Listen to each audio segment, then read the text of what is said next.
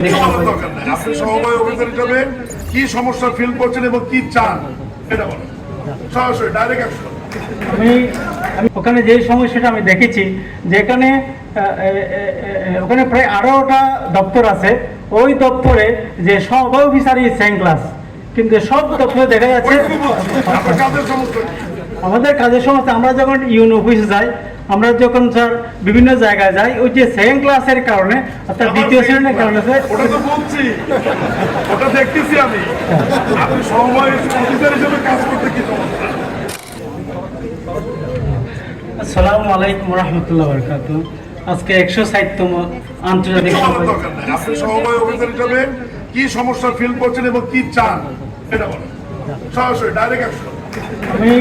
আমি মোহাম্মদ তাহের, উপজেলা সমবায় অফিসারের অতিরিক্ত দায়িত্ব হিসেবে টেকনাফ যোগদান করেছি। ওখানে যে সমস্যাটা আমি দেখেছি যেখানে ওখানে প্রায় 18টা দপ্তর আছে, ওই দপ্তরে যে সমবায় অফিসারই সেম ক্লাস, কিন্তু সব দপ্তরে দেখা যাচ্ছে আমাদের কাজের সমস্যা। আমরা যখন ইউনো অফিসে যাই, আমরা যখন স্যার বিভিন্ন জায়গায় যাই, ওই যে সেকেন্ড ক্লাসের কারণে অর্থাৎ দ্বিতীয় শ্রেণীর কারণে ওটা তো বলছি, ওটা দেখতেছি আমি। আপনি সমবায় অফিসার হিসেবে কাজ করতে কি সমস্যা সেটা বলেন। আমরা যে ওখানে কাজ করতে গেলে তেমন সমস্যা হয় না, কারণ আমরা বুঝতে সক্ষম হয়েছে। আমাদের 252টা সমস্যা সব অ্যাক্টিভ আছে। অ্যাক্টিভ আছে। কথা বলেন না স্যার, আমি কিন্তু যাবো ইনশাআল্লাহ যাবেন স্যার, ইনশাআল্লাহ খুব ভালো আছে। 252টা অ্যাক্টিভ আছে স্যার, প্লিজ নোট করেন। আমি কিন্তু 252টা বুঝে নেব, সিরিয়াসলি বলো। আমি কিন্তু যাবো এবং 252টা সমিতি বুঝে নেব। আর আপনাদের প্রথম শ্রেণীর বিষয়টা আমি দেখি। স্যার আসসালামু আলাইকুম। তেঁতুলিয়া স্যার সমতল ভূমিতে প্রচুর চা উৎপাদন হচ্ছে।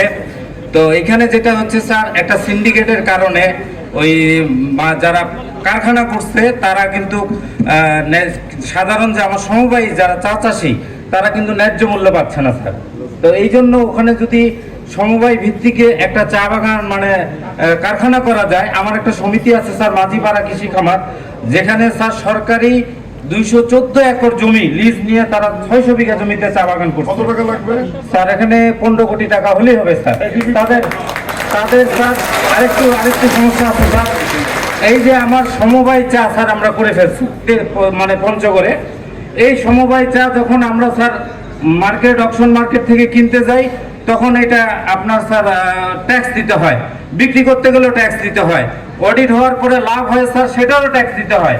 তারপরে আপনার এখন স্যার যে বর্তমান যেটা স্যার আলোচনা করলো আমার নবীল স্যার সৌদিও, উনি এটারও ট্যাক্স স্যার। এখন আমার যারা সমবায় সমিতি কোন প্রোডাক্ট শেষ করে এই ট্যাক্স মওকুফের জন্য আপনি একটা ফরওয়ার্ডিং দেন, আমি এনবিএর সাথে কথা বলে যাতে এই ট্যাক্স কম করা যায় অথবা মওকুফ করা যায়। স্যার আরেকটু বলি স্যার, আমরা স্যার সমবায় যেহেতু পর্যটন সমবায় হোটেল করছি, এখানে যারা গ্রাহক আসে তাদের একটা ইনকাম ট্যাক্স দিতে হয়।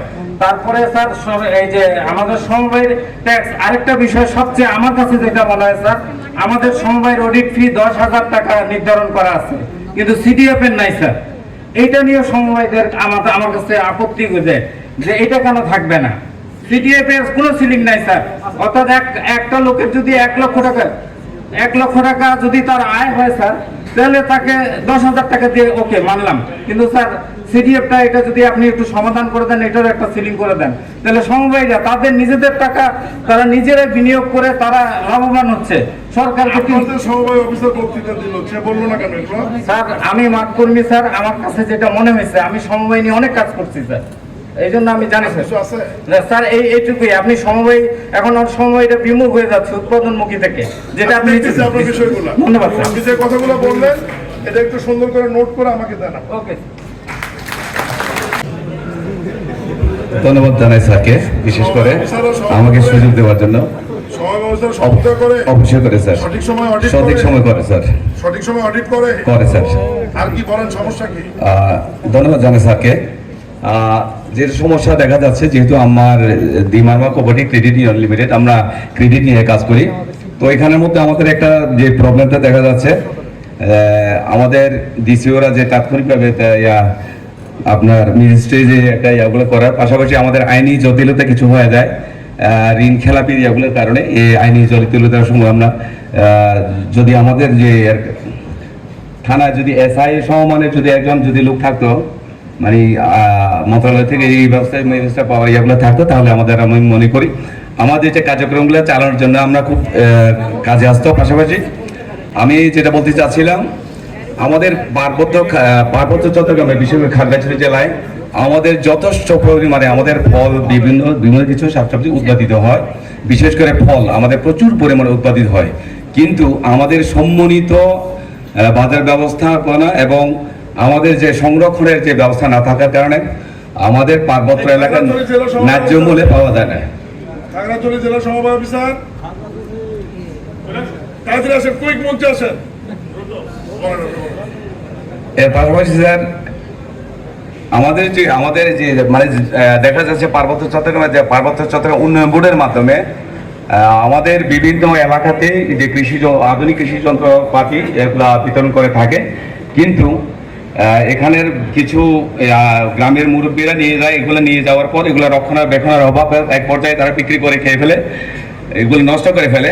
যদি আমি মনে করি এটা যদি সমবায় সমিতির মাধ্যমে যদি এই কৃষি যন্ত্রগুলো যদি দেওয়া হয়, তাহলে সমবায় সমিতি এই কৃষি যন্ত্রপাতিগুলো রক্ষণাবেক্ষণ করবে এবং তাদের মাধ্যমে মেনটেন্যান্সের সুবিধা হবে এবং আমাদের সদস্যরা উপকৃত হবে বলে আমি মনে করি।